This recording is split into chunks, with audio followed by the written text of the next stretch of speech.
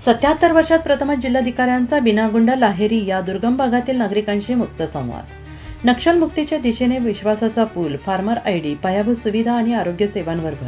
गडचिरोली जिल्ह्याच्या टोकावर छत्तीसगड सीमेवरील अत्यंत दुर्गम आणि नक्षल प्रभावित बिनागुंडा आणि लाहेरी या भागात स्वातंत्र्यानंतर तब्बल 77 वर्षात प्रथमच जिल्हाधिकारी स्तरावरील अधिकाऱ्यांनी प्रत्यक्ष भेट देत नागरिकांशी खुलेपणाने संवाद साधला. जिल्हाधिकारी अभिशांत पंडा यांनी या संवेदनशील भागात जाऊन नागरिकांच्या समस्या ऐकून घेतल्या, त्यांच्या अडचणींची थेट पाहणी केली आणि शासनाच्या योजनांचा लाभ शेवटच्या घटकापर्यंत पोहोचवण्याचा निर्धार केला. या दौऱ्यादरम्यान जिल्हाधिकाऱ्यांनी ग्रामस्थांशी संवाद साधताना वैयक्तिक आणि सामूहिक वनपट्ट्यांबाबत माहिती घेतली. वनपट्टेधारकांनी तातडीने फार्मर आयडी तयार करून घ्यावा, कारण याच ओळखपत्राच्या माध्यमातून शासनाच्या सर्व योजनांचा लाभ मिळणार आहे, असंही त्यांनी स्पष्टपणे सांगितलं आहे. यावेळी ग्रामस्थांनी पक्का रस्ता, मोबाईल टॉवर, वीज पुरवठा, नवीन वनपट्टे अशा मूलभूत मागण्या मांडल्या आहेत. त्यावर जिल्हाधिकाऱ्यांनी तातडीने उपाययोजना करण्याचे आश्वासन दिले. दुर्गम भागातील वास्तवाशी थेट संवादादरम्यान नागरिकांनी दाखले काढण्यासाठी भामरागडला जावं लागतं, वीज पुरवठा खंडित होतो, दुरुस्ती वेळेवर होत नाही अशा अडचणी मांडल्या. त्यावर जिल्हाधिकाऱ्यांनी संबंधित अधिकाऱ्यांना बोलावून वीज व्यवस्था सुरळीत करण्याचे निर्देश देणार असल्याचे सांगितले. रेशन वितरण नियमित असल्याची माहिती नागरिकांनी दिली. तसेच मलेरियापासून बचावासाठी दिलेल्या मच्छरदाण्यांचा वापर होत असल्याचं त्यांनी सांगितलं. या संवादादरम्यान जिल्हाधिकाऱ्यांनी पालकांशी त्यांच्या मुलांच्या भविष्याबाबत विशेष चर्चा केली. तुम्ही तुमच्या मुलांच्या भविष्याबाबत काय विचार केला आहे, अशी विचार न करत त्यांनी पालकांना शिक्षणाचे महत्त्व पटवून दिलं. बिनागुंडा येथील शाळेत 65 अंगणवाडीत 18 मुले असल्याचं समजतात त्यांनी समाधान व्यक्त केलं. उपस्थित शिक्षकांना मार्गदर्शन करताना ते म्हणाले, तुम्ही समाजाच्या शेवटच्या घटकापर्यंत ज्ञान पोहोचवत आहात, त्यामुळे अत्यंत जबाबदारीने आणि निष्ठेनं काम करा. पोलीस जवानांचा वाढवला उत्साह.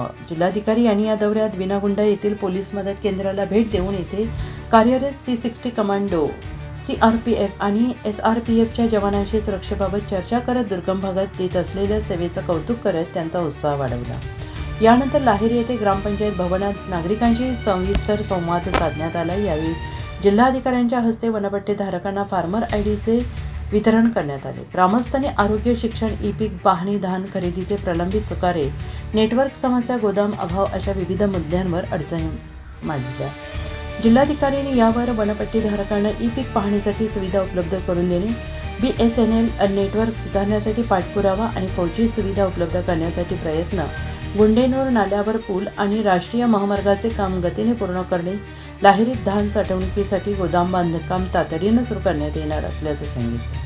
लाहेरी आरोग्य केंद्राला भेट देत त्यांनी उपलब्ध सुविधांची पाहणी केली आणि या भागात मलेरियाचा सर्वाधिक धोका लक्षात घेता जास्तीत जास्त मच्छरदाणी वापरण्यास नागरिकांना प्रवृत्त करण्याचे त्यांनी सांगितले आहे. जिल्हा प्रशासनाने मोठ्या प्रमाणावर चाचण्या, तातडीचे उपचार आणि प्रतिबंधात्मक उपाययोजना राबवल्या आहेत. सुमारे 30,000 मच्छरदाण्यांचे वाटप करण्यात आले. यावेळी फॉगिंग आणि जनजागृती मोहिमा सुरू असल्याची माहिती यावेळी देण्यात आली.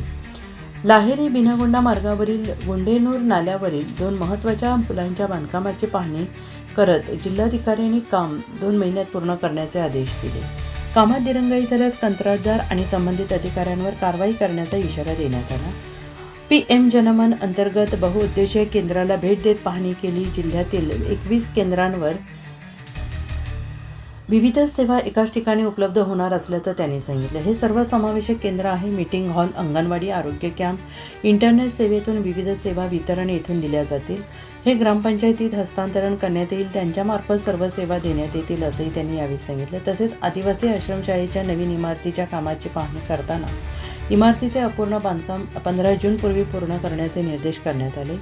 भामरागड येथे तालुका स्तरावरील बैठकीत आपण या संवेदनशील भागात आव्हानात्मक परिस्थितीत काम करता ही कौतुकास्पद बाब आहे. मात्र फक्त कार्यालयात बसून काम करणे आपल्याकडून अपेक्षित नाही. शासनाचे विविध विकास प्रकल्प या भागात सुरू आहेत. या ठिकाणी भेट द्या, कामाच्या प्रगतीचा नियमित आढावा घ्या आणि येणाऱ्या अडचणी सोडवा असे त्यांनी सांगितले.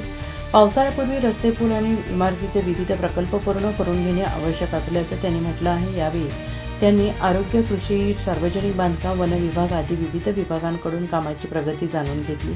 सामूहिक वनपट्ट्यातून जास्तीत जास्त उत्पादन कसे घेता येईल यासाठी नागरिकांना प्रोत्साहन आणि मार्गदर्शन करण्याचे त्यांनी सांगितले.